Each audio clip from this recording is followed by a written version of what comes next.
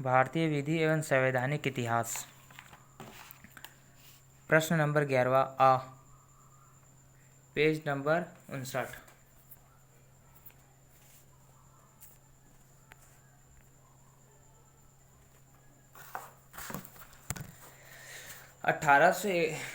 1861 ईस्वी में भारतीय उच्च न्यायालय अधिनियम के पारित किए जाने के प्रमुख कारणों को की संक्षेप में चर्चा कीजिए। भारतीय उच्च न्यायालय अधिनियम 1861 को भारत में प्रचलित न्याय व्यवस्था को सुधारने के लिए पारित किया गया था। व्याख्या कीजिए।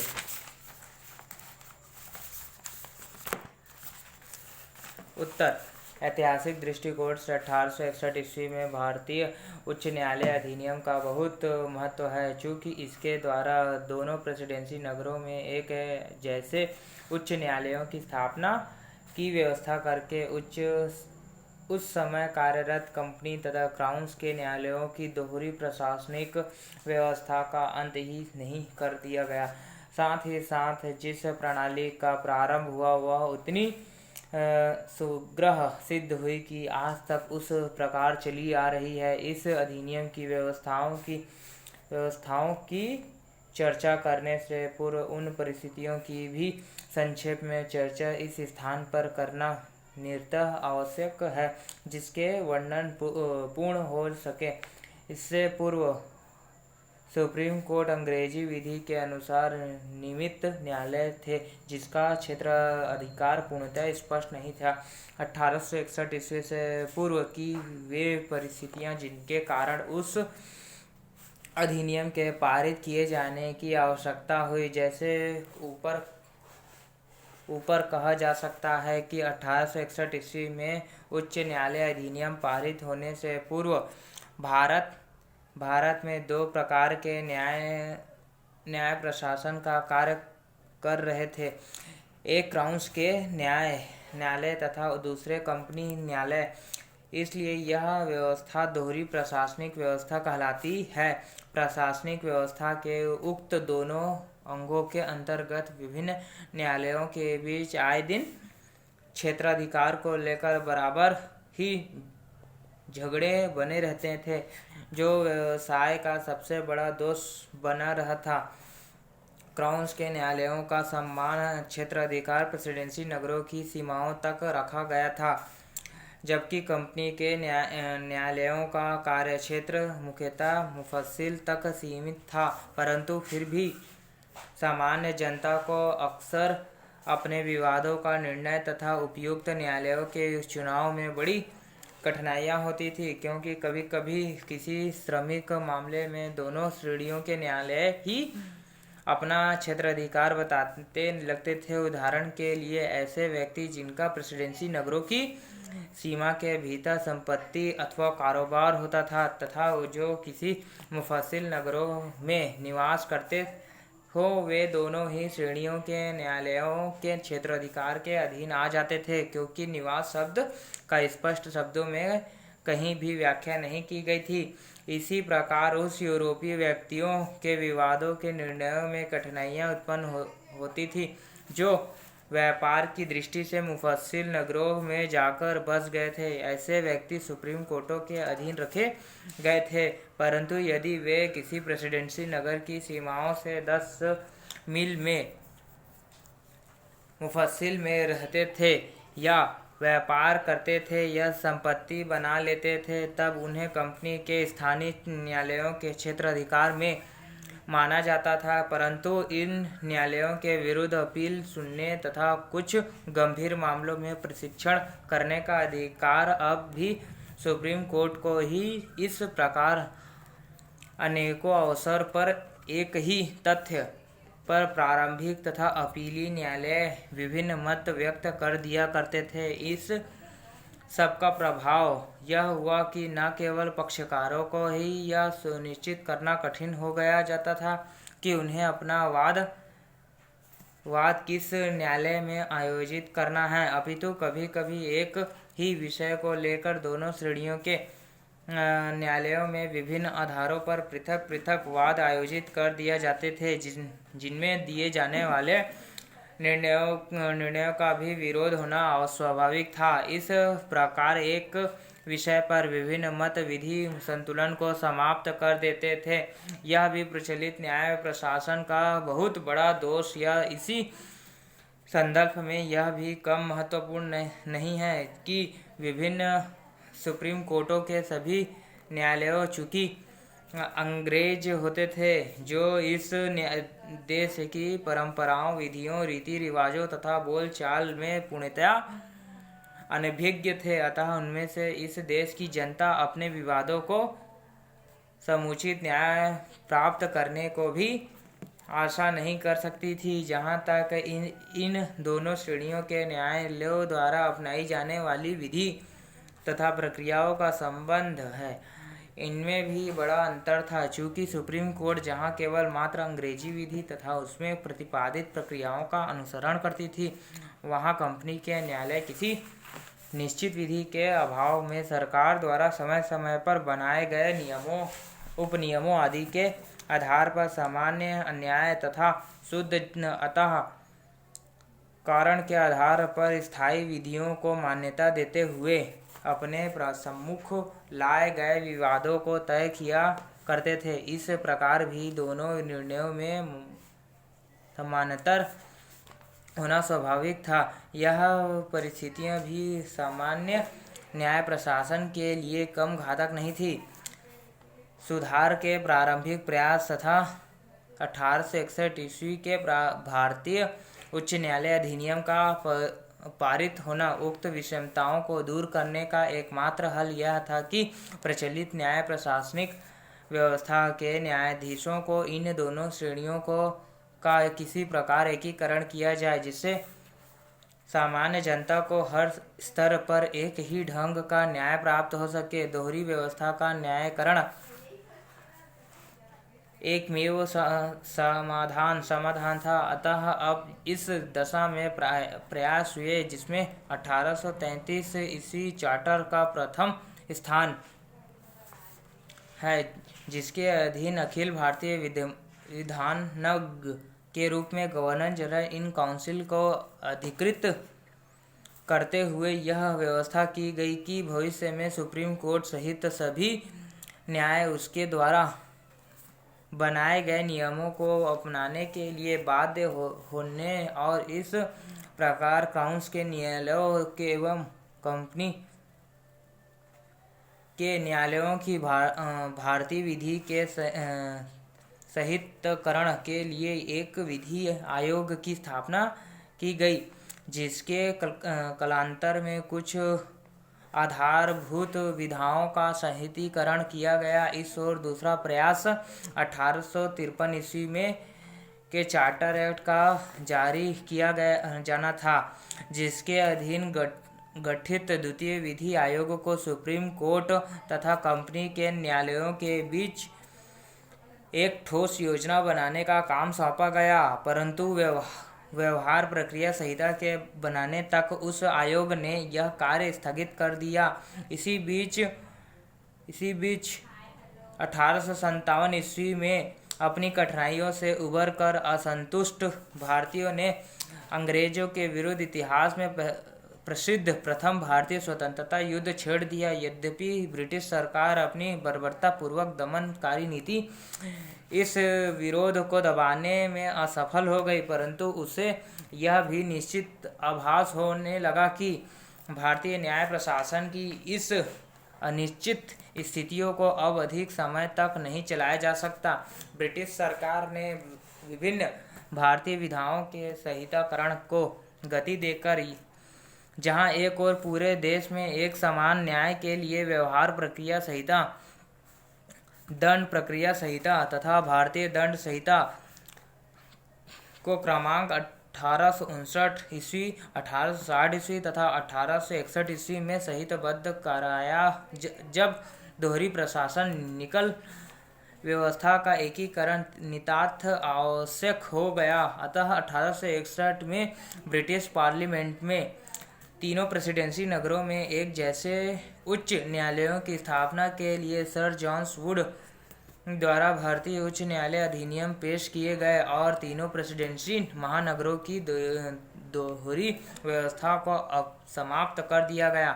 1861 ईस्वी में भारतीय उच्च न्यायालय अधिनियम की व्यवस्थाएं 1861 6 अगस्त 1861 को ब्रिटिश पार्लियामेंट के द्वारा यह 19 धाराओं वाला एक छोटा सा अधिनियम पारित किया गया। इस अधिनियम द्वारा जहां तीनों प्रेसिडेंसी नगरों में सदर अदालतों तथा सुप्रीम कोर्टों को सदैव के लिए समाप्त करके इनके स्थान पर उच्च न्यायालयों की स्थापना की व्यवस्था की गई, जहां दूसरी ओर हिज मैजिस्ट्री को यह अधिकार भी दिया गया कि वह कलकत्ता, मद्रास तथा बम्बई में उच्च न्यायालयों की स्थापना के लिए आवश्यक आदेश दे सका।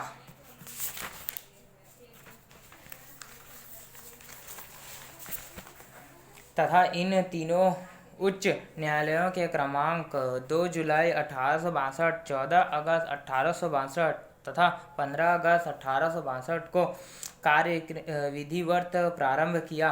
इस अधिनियम में ही उक्त वर्णित विभिन्न उच्च न्यायालयों के गठन तथा क्षेत्राधिकार संबंधी व्यवस्थाएं भी कर दी गईं।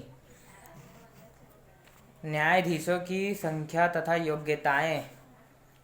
प्रत्येक उच्च न्यायालय में उसकी अध्यक्षता करने के लिए एक मुख्य न्यायाधीश तथा उसके कार्य में सहयोग देने के लिए आवश्यकता अनुसार अधिक से अधिक 15 अन्य न्यायाधीशों की व्यवस्था की गई। आगे चलकर यह संख्या 1911 ईस्वी में 20 को हो गई। किसी व्यक्ति के न्यायाधीश के पद पर नियुक्त होने के लिए निम्नलिखित कुछ आवश्यक योग्यताएं भी निर्धारित की गई। क उसे कम से कम 5 वर्ष तक बैरिस्टर के रूप में कार्य किए हुए होना चाहिए। ख उसे कम से कम 10 वर्ष का अनुभव प्राप्त प्रोविडेंट सिविल सर्विस का ऐसा अधिकार होना चाहिए जिससे इस अवधि में कम से कम 3 वर्ष जिला न्यायाधीश के रूप में कार्य कर लिया हो। ग उसे कम से कम 5 वर्षों तक मुख्य सदर जमीन तथा लघुवाद न्यायालय के न्यायाधीशों के स्तर से ऊंचे स्तर पर किसी न्यायिक पद पर कार्य कर लिया हो। ख उसे सदर अदालत अथवा किसी सुप्रीम कोर्ट में 10 वर्ष तक वकील के रूप में कार्य कर लिया हो।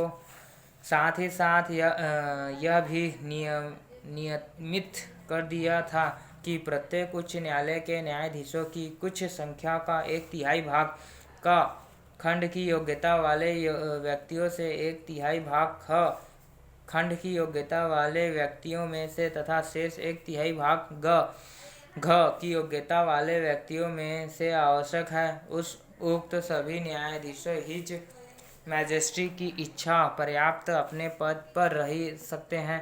चूँकि इन न्यायालयों की स्थापना विभिन्न सदर अदालतों तथा सुप्रीम कोर्ट को समाप्त करके ही की गई थी, अतः उन्हें न्यायाधीशों को विभिन्न उच्च न्यायालयों के प्रथम न्यायाधीशों के रूप में नियुक्त किया गया था। मुख्य न्यायाधीशों को इनका मुख्य न्यायाधीश बना दिया गया। उच्च न्यायालय का क्षेत्राधिकार। इस अधिनियम के अंतर्गत प्रत्येक उच्च न्यायालय के क्षेत्राधिकार को भी निर्धारित कर दिया गया तथा प्रत्येक ऐसे न्यायालयों को अपनी प्रेसिडेंसी की स्थानीय सीमाओं के अंतर्गत उत्पन्न सभी प्रकार के दीवानी, फौजदारी, नौसेना, वैवाहिक इच्छापत्री विवादों को सुनने के लिए अधिकार से अधिकृत किया गया तथा साथ ही साथ यह भी व्यवस्था की गई कि जिन न्यायालयों को समाप्त कर किया जा सकता है उसके समस्त प्रलेख प्रस्तावित उच्च न्यायालयों को हस्तांतरित कर दिया जाएगा तथा उन न्यायालयों को प्राप्त अधिकारों का प्रयोग भी वे ही न्यायालय करेंगे। उदाहरण के लिए कलकत्ता में इन न्यायालयों के प्रदान किए गए विभिन्न क्षेत्राधिकार निम्नलिखित प्रकार के थे। दीवानी मामलों में क्षेत्राधिकार। प्रत्येक उच्च न्यायालय को साधारण तथा असाधारण दो प्रकार के प्रारंभिक क्षेत्राधिकार प्रदान किए गए थे। साधारण प्रारंभिक क्षेत्राधिकार के अधीन ये न्यायालय 100 रुपये या इससे अधिक की माल्यता के उन विवादों को तय कर सकते थे जो लघुवाद न्यायालय के क्षेत्राधिकार से परे हो तथा जो कलते में स्थित उच्च अचल संपत्ति से संबंधित हो या जिनका कारण पूर्णतः अथवा आंशिक रूप में कलकत्ता में पैदा हुआ हो या प्रतिवादी कलकत्ते में रहता हो या कोई व्यापार करता हो। जहाँ तक असाधारण प्रारंभिक क्षेत्राधिकार रखने वाले किसी भी निम्न न्यायालयों में सुनने जा रहे किसी भी वाद को अपने पास भगाकर स्वयं सुन सकते थे यदि उनकी राय में ऐसा करना उचित हो या पक्षकार ऐसा करना उचित समझे। ख फौजदारी मामलों में क्षेत्राधिकार। साधारण प्रारंभिक क्षेत्राधिकार के अंतर्गत इन न्यायालयों को उसी रूप में सब अधिकार प्रदान किए गए थे जो अभी तक सुप्रीम कोर्ट को प्राप्त थे तथा इन रूप में वे ब्रिटिश नागरिकों द्वारा किए गए अपराधों का भी प्रशिक्षण कर सकते थे। साथ ही साथ उन्हें कुछ विशिष्ट प्रारंभिक फौजदारी अधिकार से भी अधिकृत किया गया था जिसके अधीन वे ऐसे अपराधियों का प्रशिक्षण कर सकते थे जो उनके किसी अधीनस्थ न्यायालय के क्षेत्राधिकार के अधीन आते हों और जिन्हें एडवोकेट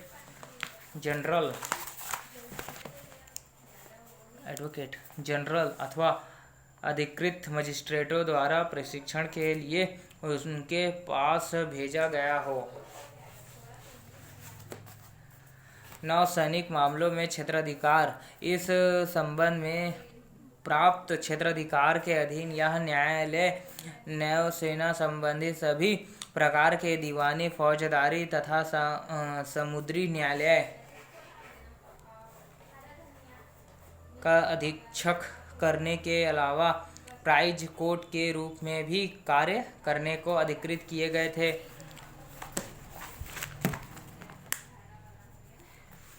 इच्छापत्रीय तथा अन्य मामलों में क्षेत्राधिकार।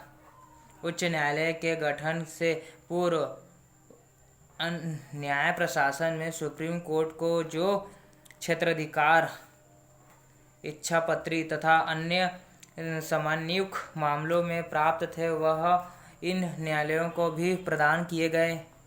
अर्थात ये इच्छापत्री एवं वसीयतों के संबंध में प्रोवेज जारी करने के अलावा चल संपत्ति तथा अनिवासित मामले की अन्य संपत्ति के संबंध में प्रशासन पत्र प्रदान करने को अधिकृत किए गए थे।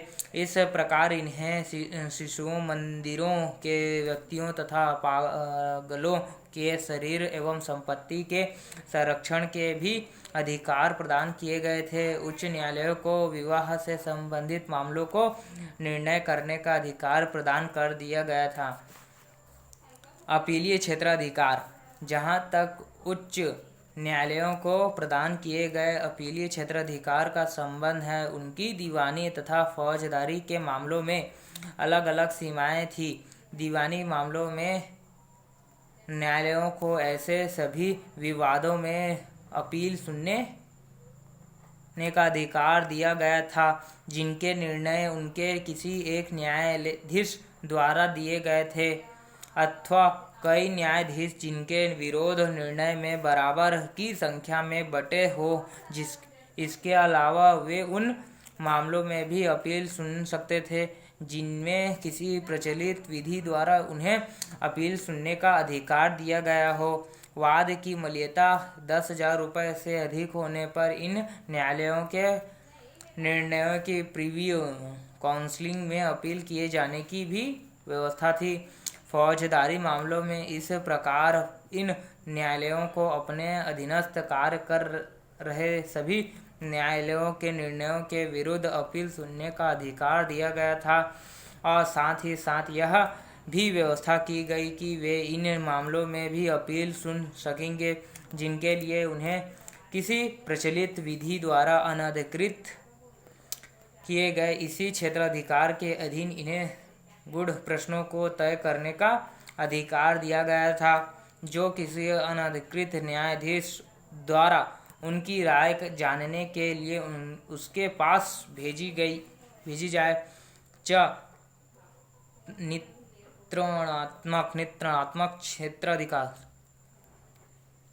प्रत्येक उच्च न्यायालय को इस अधिनियम द्वारा यह भी अधिकार दिया गया था कि वह सभी अधीनस्थ न्यायालयों के कार्यकलापों का समय समय पर निरीक्षण भी किया करेंगे जिनके लिए वह उसके कोई भी प्रलेख इत्यादि उनको कार्यप्रणाली के संबंध